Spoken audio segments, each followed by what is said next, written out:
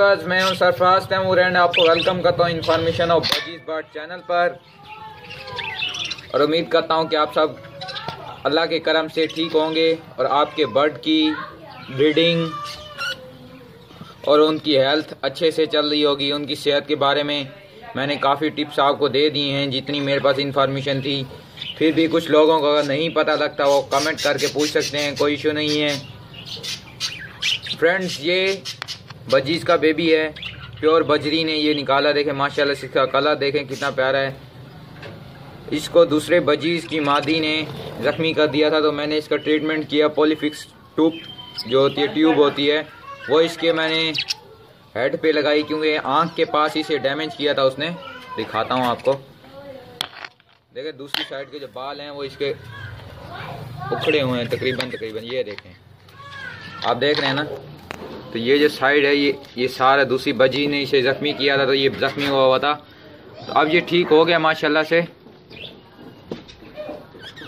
लगता है इसके पाँव पे भी कुछ लगा हुआ है शायद। जी फ्रेंड्स, शायद इसकी टांग पे भी लगा हुआ है कुछ, लेकिन सेट हो जाएगा, कोई इशू नहीं है।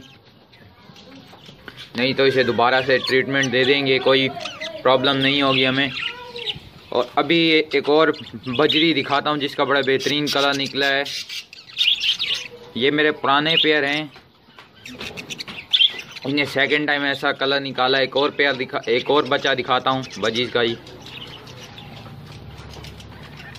कहाँ गया वो रहा सामने, वो सामने पोर्ट में बैठा हुआ है। White black and blue, sky blue. सामने देखें पोर्ट के अंदर ही घुसा हुआ है वो। ये रहा फ्रेंड, इसका साइज चेक करें। ये तकरीबन 1 महीने का ही है, अभी निकले हुए इसे 15-20 दिन हुए होंगे।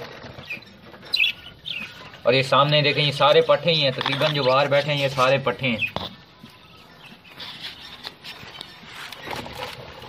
ये सामने भी पट्ठे बैठे हुए हैं, ऊपर भी पट्ठा बैठा हुआ है। ये भी स्प्लिट भी पट्ठा ही है। वो येलो वाला देखें, अगर उसकी रेड आए होता तो वो फैलो हो जाता। उसकी ऊपर डिज़ाइनिंग भी है फैलो वाली, लेकिन वो ब्लैक आया है तो ये फैलो नहीं कहलाएगा। ओके फ्रेंड्स, मिलेंगे एक नई वीडियो में एक नए टॉपिक के साथ। अल्लाह निगहबान।